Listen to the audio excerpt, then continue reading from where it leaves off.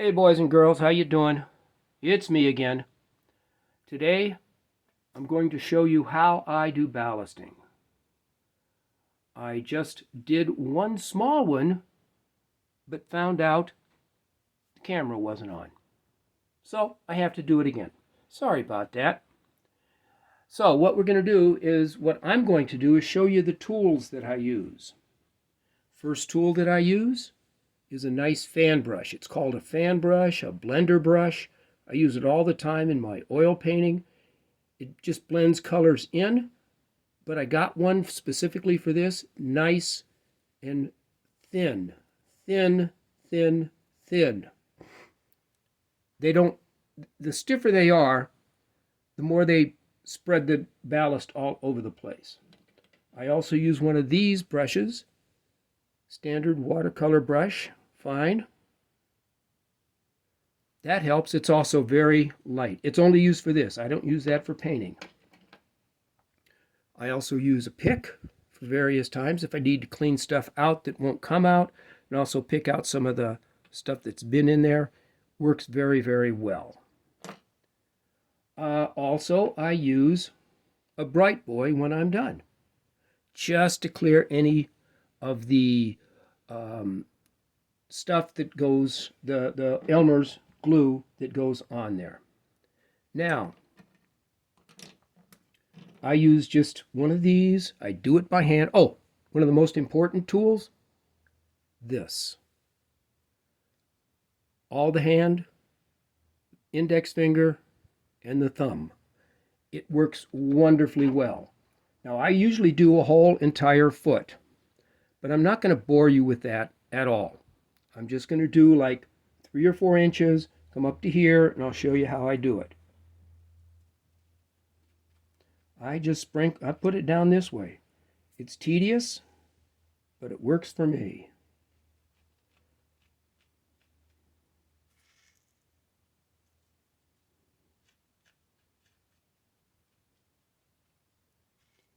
I've seen people use those holders that just put it all down and supposedly it works well. I tried one once, relegated to the trash can. It did not work for me. I can't explain why. I just was not a fan of it. Then I get that and I see I've got to get some of those off the edge.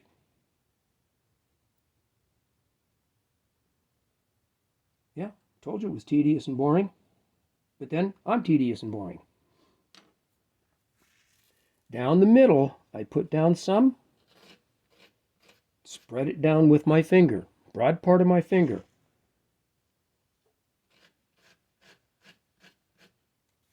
And I always go towards the empty part. It works much better that way. Then I take my brush, go back in, and get it out of the flangeways. A lot of people, especially when you're working on the side here, don't do that. And they wonder why their lightweight cars go off the track. This is the tedious part when you're working down the middle, getting all of this stuff off so that you can see the individual ties. It doesn't have to be perfect. Nothing in the railroad world is perfect. You all know that.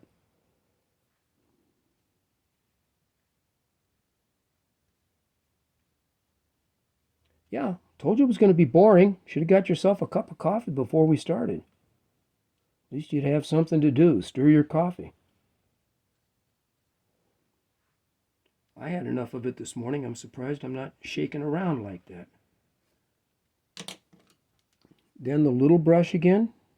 Get that stuff off of the ties. Into between the ties. Every once in a while you get one that'll shoot up in there. No major biggie.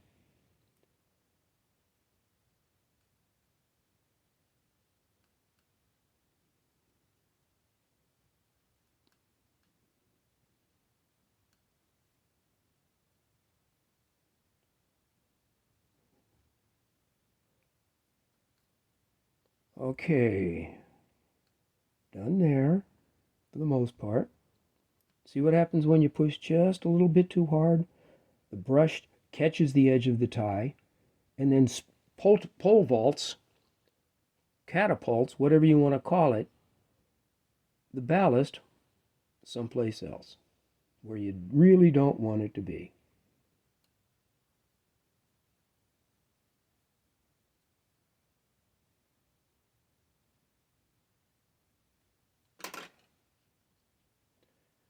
Then I do the outside of the inside rail. Kind of an oxymoron, but it works.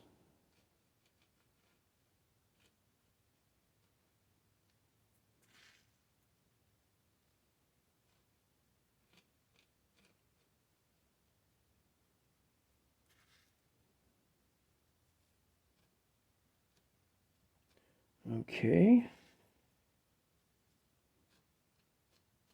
I feel that the middle here is the critical area to get clean as possible.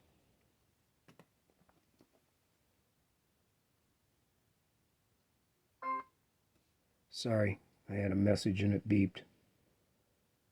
I keep forgetting to turn that off when I do that.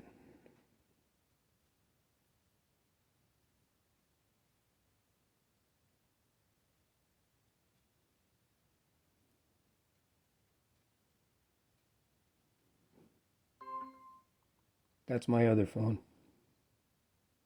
One for me, personal use, one for the studio. Problem is, the studio one doesn't ring all that often. Okay, then, that's done. This is when this little bad boy comes to play. This is a mister. You can get it at Walmart, Amazon. It's just a hair sprayer. I always spray off to the side, 6 to 8 inches above, and just gently pull back on it. I know you can't see it going on, but I can, and it turns the ballast just a little bit darker.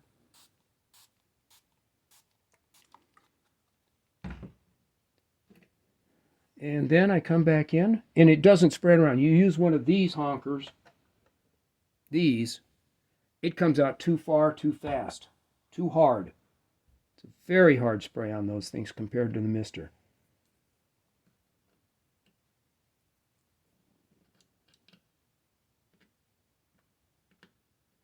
Some of those I can just leave on because I can pick them off when it all dries.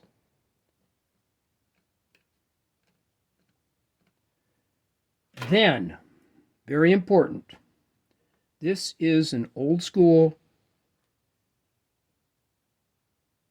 truck with metal wheels, hard metal wheels. I use that to do this.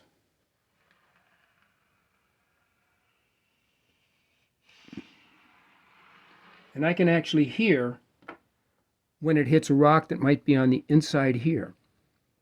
A lot of people don't really take care of it that much, and hey, it can derail one of your lightweight cars very easily. Then I just saturate the heck out of it.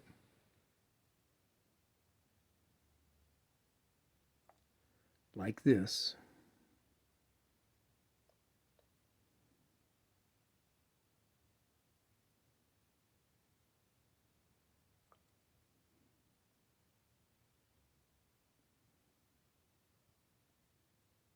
Whoop, you see, that happens every once in a while too.